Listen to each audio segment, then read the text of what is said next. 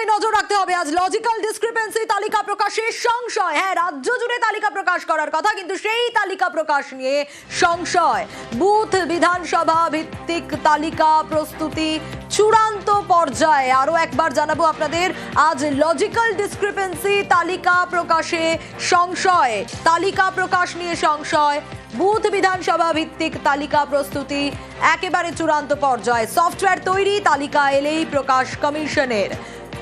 আজকের মধ্যেই তালিকা প্রকাশের নির্দেশ রয়েছে নির্বাচন কমিশনকে। নির্দেশ সুপ্রিম কোর্টের। প্রায় 94 লক্ষ ভোটারের তালিকা প্রকাশ করবে কমিশন।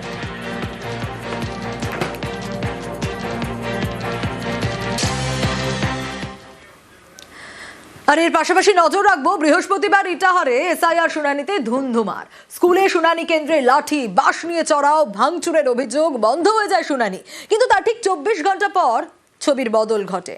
শুক্রবার কি দেখা যায়, ইটাহার হাই স্কুলে এসআইআর এর শুনানিও হয়, সঙ্গে সরস্বতী পুজোও হয়।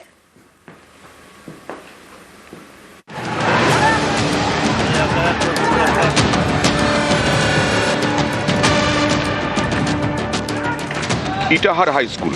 বৃহস্পতিবার এই স্কুলে এসআইআর শুনানির সময় তুলকালাম। স্কুলে চলে ভাঙচুর, বন্ধ হয়ে যায় শুনানি। বেশ কয়েকজনকে গ্রেফতারও করা হয়।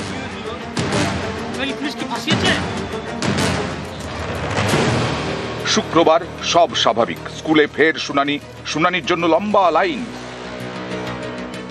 কালকে এখানে একটা লোক বাড়ি হচ্ছে এখানে মুরালি বগলে, কালকে ওর হিয়ারিং ছিল, কাগজপত্র দেখাতে গিয়ে ওই একটা কাগজ ছিল না, কি ডকুমেন্ট ছিল না বলছিল। এখানে বলার পরে বাড়িতে পাই না, পাওয়ার পরে টেনশনে ও আত্মহত্যা করেছিল। কালকে ফাঁসি লাগায় মারা গেছে।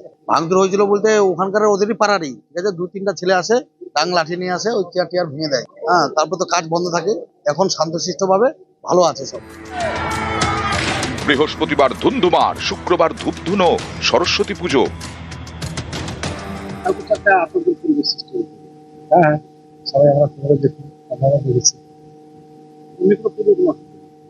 পুজোর এখন পর্যন্ত তো ঠিকই আছে, এখন ভবিষ্যতে কি হবে। ঘটনার সূত্রপাত বৃহস্পতিবার সকালে উত্তর দিনাজপুরের ইটাহারের মুরালিপুকুর এক পরিযায়ী শ্রমিকের ঝুলন্ত দেহ উদ্ধার হয়। তার নাম চান্দু সরকার, বয়স 51।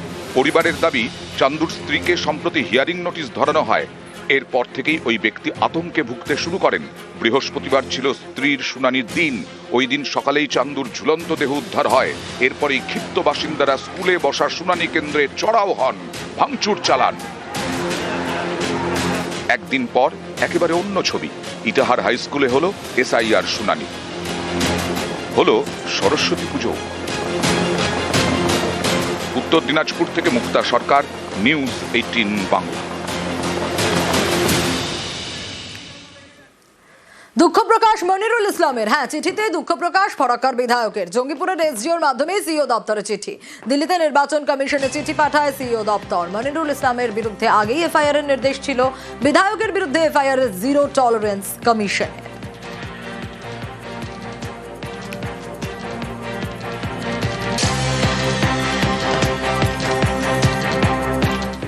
বিএলওদের দায়িত্বে গাফিলতি বা অবহেলায় কড়া অবস্থান। বিএলওদের বিরুদ্ধে ব্যবস্থা নিয়ে অবস্থান স্পষ্ট কমিশনের।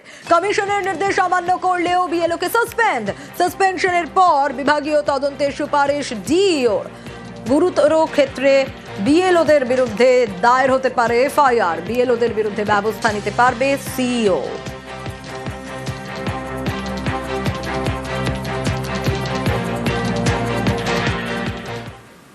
আর এবার কমিশনের রুষ্ট শুভেন্দু অধিকারী। কেন একথা বলছি, তার কারণ কমিশনকে অ্যাকশন নেওয়ার দাবি। ভাষণ নয়, অ্যাকশন চাই। প্রয়োজনে সুপ্রিম কোর্টে যাওয়ার হুঁশিয়ারি। আর চাইলে কমিশনের বিরুদ্ধে আদালতে যান। শুভেন্দুকে পাল্টা কটাক্ষ কুণাল ঘোষের। কমিশনও কেন এত সফট লাইন নিচ্ছে? চিঠিতে কিছু হবে না, অ্যাকশন নিন। সুপ্রিম কোর্টে আমরাও যেতে পারি, আমাদেরও সে অধিকার আছে। আপনাদের বাবা সাহেব আম্বেদকর সংবিধানে আর্টিকেল 3-4 থেকে 3-9 আপনাদের সব পাওয়ার দিয়ে গেছে।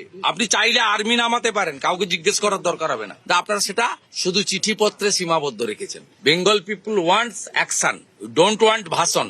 আমি শুভেন্দু অধিকারীকে অনুরোধ করব যে আপনি কোর্টে যান, আপনি যা ইচ্ছা করুন। আমরাও তো বলছি এসআইআর হোক না, কিন্তু এসআইআর এর যে পদ্ধতিতে যে তাড়াহুড়ো যেভাবে নাম কাটার চেষ্টা হচ্ছে, যে আপনার বাবার নাম মুখার্জি আপনি কেন মুখোপাধ্যায় লিখেছেন, যেভাবে হয়রান করা হচ্ছে বয়স্কদের, অসুস্থদের, হিয়ারিং ক্যাম্পের জনতার সঙ্গে আপনি দয়া করে গিয়ে সামনে একবার দাঁড়ান। আপনি যা যা শুনে আসবেন, তারপর আপনার যা মনে হয় আপনি করবেন। আগেও কমিশনকে নিশানা শ্রমিক ভট্টাচার্যের। গণেশ কুমার দিল্লিতে বসে থাকলে হবে না, তিনি কলকাতায় আসুন, মুর্শিদাবাদে যান, দক্ষিণ 24 পরগনায় যান, বীরভূমে যান। মানুষ কি বলছে, মানুষের কি দাবি, মানুষের কি কণ্ঠস্বর, সেটা শুনতে হবে।